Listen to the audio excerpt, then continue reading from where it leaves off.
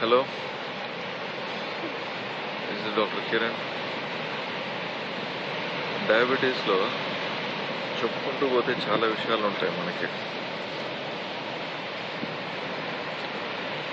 డాక్టర్లు రకరకాలు, అదేవిధంగా పేషెంట్లు చాలా రకరకాలుగా ఉంటారు. డాక్టర్ దగ్గరికి వచ్చినప్పుడు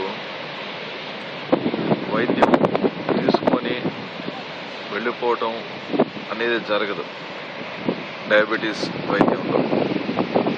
ఇక్కడ పాటించడమే ఎక్కువగా ఉంటుంది వైద్య విధానాన్ని.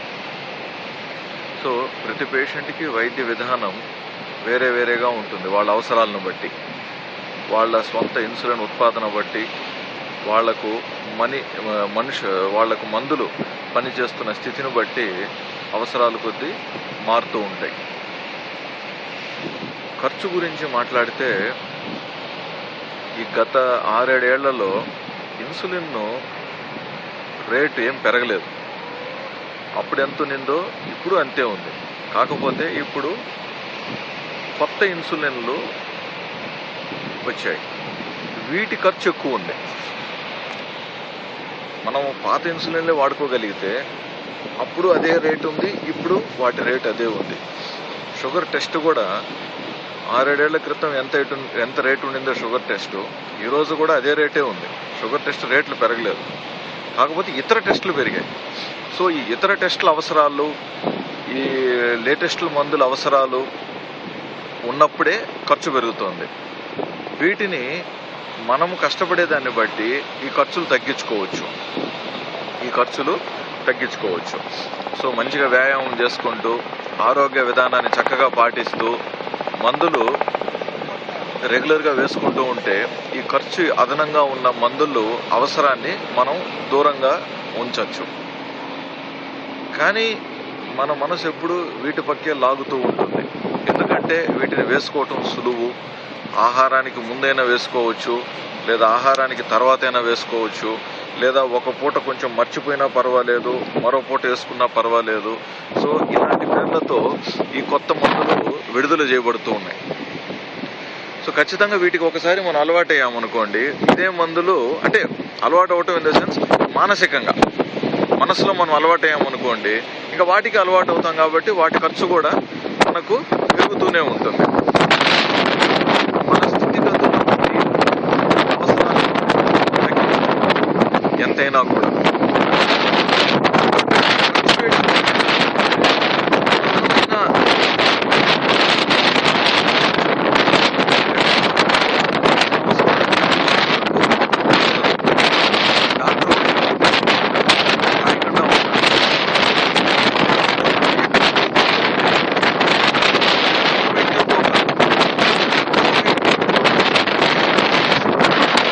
పాదాలు మంటలు ఉంటున్నాయి, పాదాలు తిమ్మురులు ఉంటున్నాయి, పాదాలు చచ్చుబడుతున్నాయి, లేదా పాదాలలో స్పర్శ సరిగ్గా ఉండట్లేదు,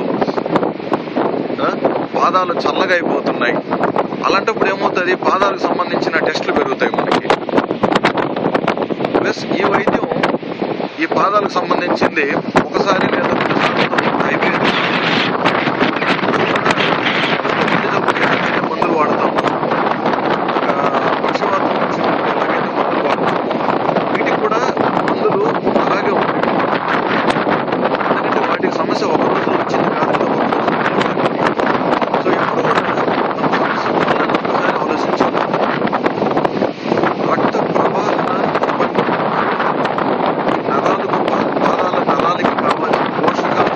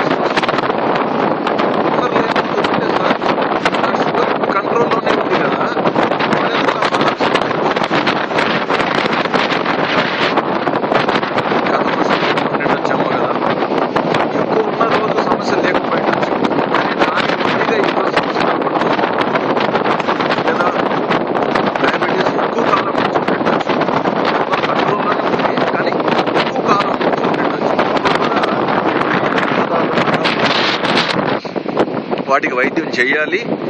మంచి ఎక్సర్సైజెస్ కూడా చాలా అవసరం వాటికి. జస్ట్ ఊరికే మాత్రలు మింగినంత మాత్రాన ఈ సమస్యలు పోవు.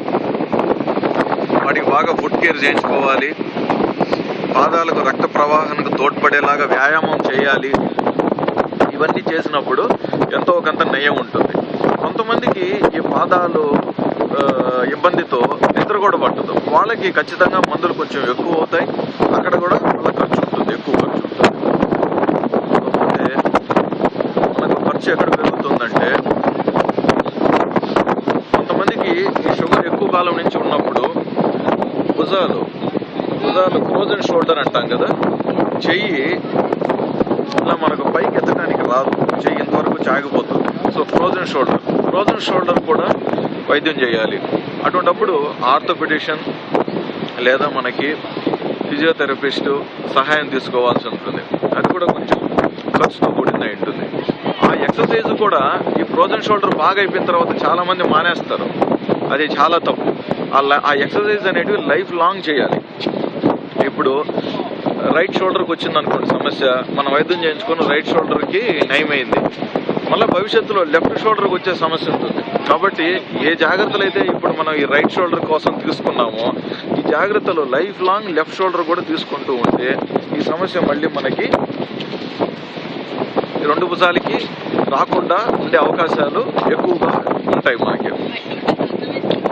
ఇకపోతే కళ్ళకి ఒకసారి రెటినోపతి స్టార్ట్ అయిన తర్వాత ఖర్చు పెరిగిపోతుంది.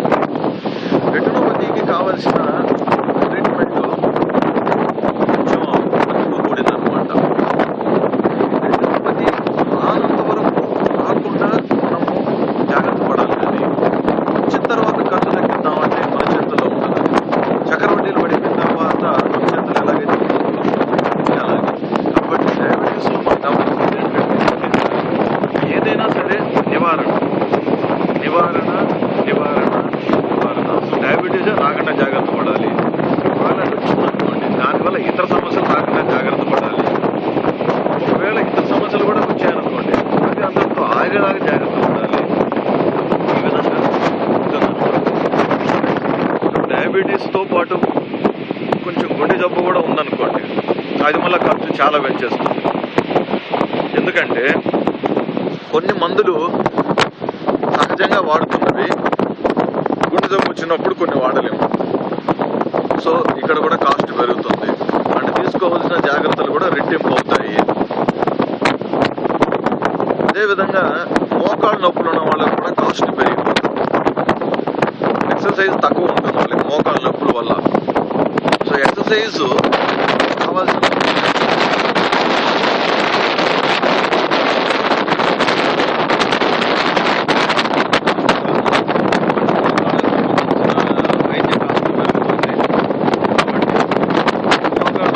రాకుండా జాగ్రత్త పడాలి. ఈ మోకాళ్ళ నొప్పులకి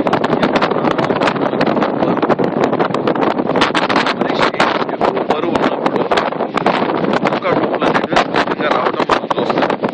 ఈ మోకాళ్ళ నొప్పులు రాకుండా ఉండాలంటే ముందు మనం బరువు ఎక్కువకూడదు. కాబట్టి వ్యాయామం చాలా అవసరం. ఆహారం నిమిత్తంగా పరిమితంగా ఉండాలి. ఒకవేళ ఎవరైనా బరువు ఎక్కువగా ఉంటే బరువు తగ్గే ప్రయత్నాలు చేయాలి. నాకు మోకాళ్ళ నొప్పులు ఇప్పుడు ఏం లేవులే వచ్చాక చూసుకుంటానంటే కుదరదు. నొప్పులు వచ్చాక ఎక్సర్సైజ్ చేయలేం. కాబట్టి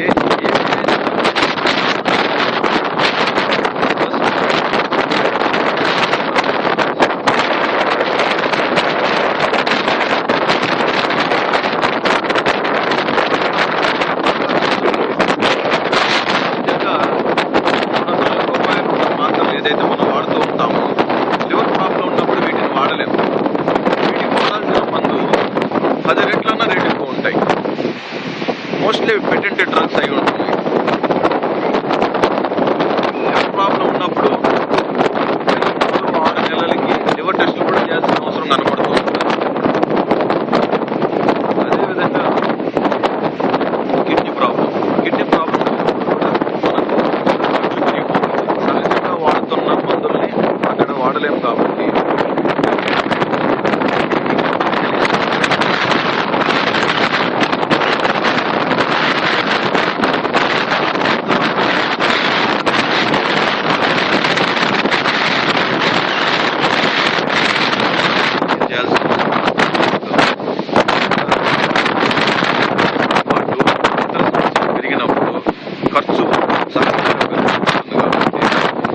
జాగ్రత్త అనేది